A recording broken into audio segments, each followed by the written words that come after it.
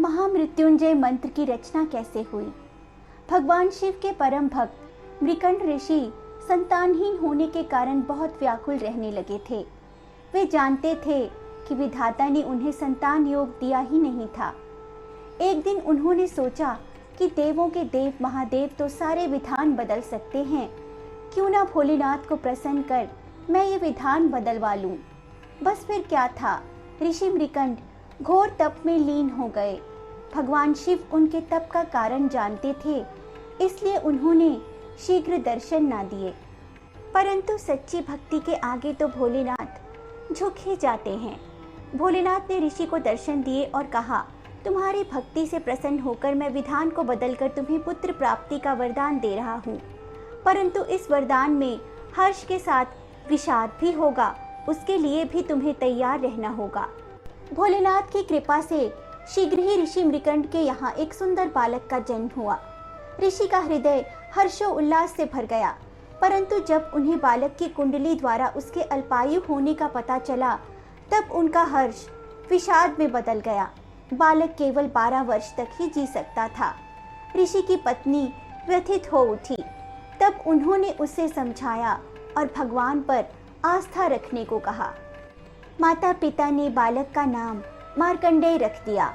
मार्कंडेय बड़े होने लगे तो पिता ने उन्हें शिव मंत्र की दीक्षा दी। मार्कंडेय की माता ने उन्हें उनके अल्पायु होने की बात बता दी थी। माता का दुख मार्कंडेय सहन नहीं कर पा रहे थे, सो उन्होंने निश्चय किया कि वे भगवान शिव से दीर्घायु होने का वरदान लेंगे। 12 वर्ष पूरे होने को आए थे। तब मार्कंडेय ने महामृत्युंजय मंत्र की रचना की और शिव मंदिर में बैठकर इसका अखंड जाप करने लगे। ओम त्र्यंबकम यजामहे सुगंधिम पुष्टिवर्धनम उर्वारुकमिव बंधनान् मृत्युर्मुक्ष्यमामृतात्। ओम। मार्कंडेय की आयु का समय समाप्त होने पर यमदूत उन्हें लेने आए। मार्कंडेय को आराधना में लीन देखकर यमदूत वहीं प्रतीक्षा करने लगे, परंतु ये तो अखंड जाप था, समाप्त होने का नाम ही नहीं ले रहा था। यमदूत को खाली हाथ लौटना पड़ा। यमराज के पूछने पर वे बोले कि वे बालक को छूने का साहस ही नहीं कर पाए।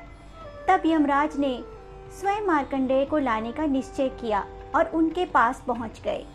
जब बालक मार्कंडेय ने यमराज को देखा तो वे जोर जोर से महामृत्युंजय का जाप करते हुए शिवलिंग से लिपट गए। ओम त्र्यंबकम यजामहे सुगंधिम पुष्टिवर्धनम उर्वारुकमिव बंधनान् मृत्युर्मुक्ष्यमामृतात्। ओम।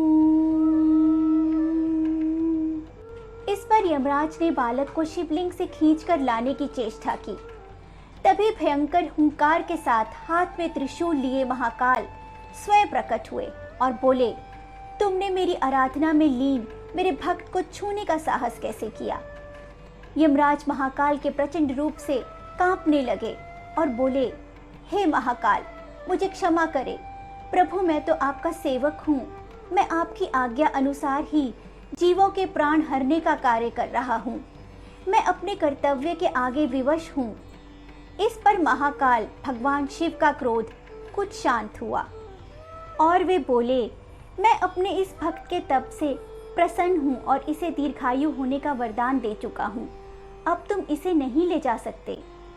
इस पर यमराज बोले, प्रभु, आपकी आज्ञा सर्वोपरि है।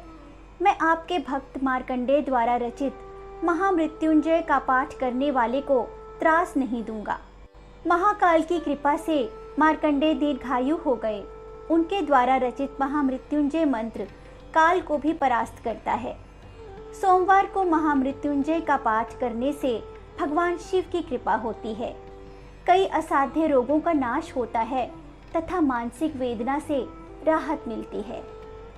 जय भोलेनाथ।